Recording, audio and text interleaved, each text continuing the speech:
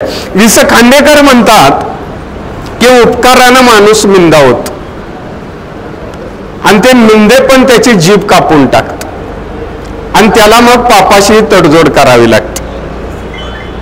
मी अगदी नम्रतापूर्वक सांगतो, तुमच्यापेक्षा मी कितीतरी लहान आहे.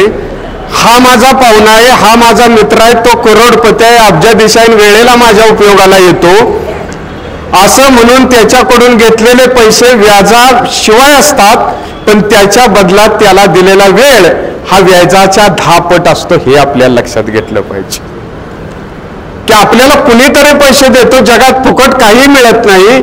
आपण घेतलेल्या पैशामुळे आपण मिंदे होऊन जातो, आपण त्याच्या उपकारामध्ये जातो आणि काही वेळेला आपल्याला पापाशीही तडजोड करावी लागते. म्हणून जगात श्रीमंत खूप आहेत, पण खऱ्या अर्थाने धनवान खूप कमी असतात. आपल्याला धनवान व्हावं लागेल, मनाने श्रीमंत असून चालणार नाही. त्यासाठी आपल्याला योग्य गुंतवणूक करायची.